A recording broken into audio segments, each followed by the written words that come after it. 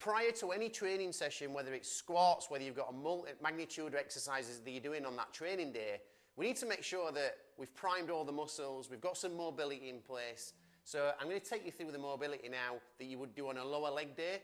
Even though today's squat session is more on the squat and the squat pattern, let's check the mobility out.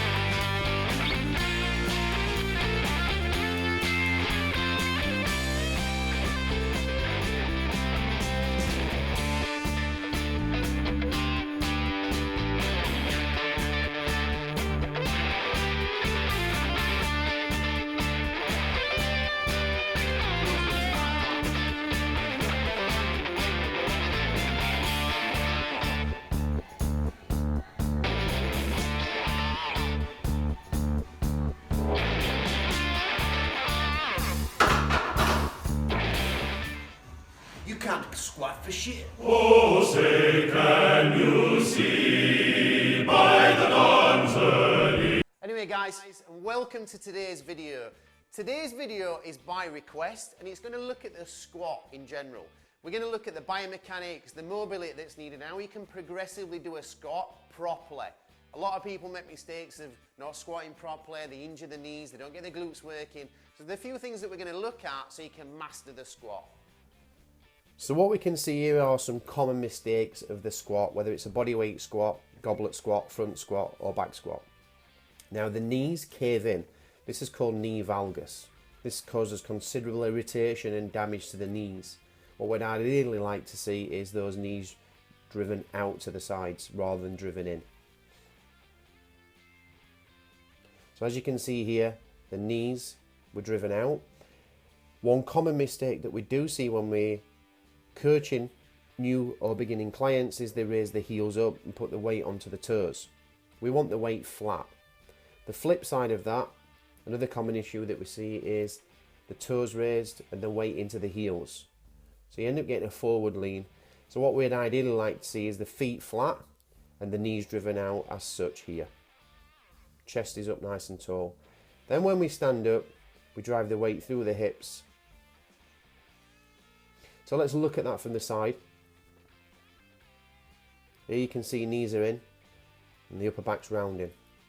For spine health and hygiene, we want the back nice and flat and a lower lumbar curve. For the knees, we want the knees driven out. For foot, we want that flat. We don't want the heels raised, as we can see here. We almost certainly don't want the weight onto the rear of the heels and the toes raised up.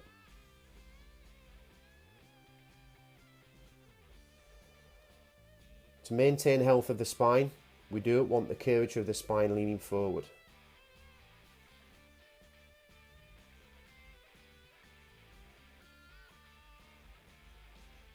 So let's look at things we can do to make that better. Somebody's got poor hamstring or ankle mobility, we can raise the heel slightly. This allows them to not only get a little bit lower, but remain the proper positioning of the body. As you can see here, the lower back's nice and curved in the right position. The hamstrings are shortened a little bit and the bum's nice and low. The feet turned out slightly, the knees are turned out, and the toes and the feet are clawed into the floor for grip and positioning. Hands are behind the ears, the elbows are back, core's nice and strong. From here we drive up and drive hips forward, squeezing the glutes. Again, drive hips forward, squeeze the glutes. So we've talked about the movement aspects, we've talked about the mobility, we've talked about the activation of certain muscles and where the body position needs to be before we start to squat. But what about where we grab the bar? What about the weight that we use? What about the whole setup of it? Because it's all right just getting under a bar and lifting, but then you become like everybody else in a gym who ends up with a bad back long term. You don't want to be coming out of your house going, can't park there. Right, so the setup of the bar. Make sure your weights are on properly and they're clipped on, nice and safe. When you step up to the bar, your hands want to be just outside shoulder width. You want a nice good grip. So straight across this part of the palm here, bang your hand on, hook over, thumbs under the bar.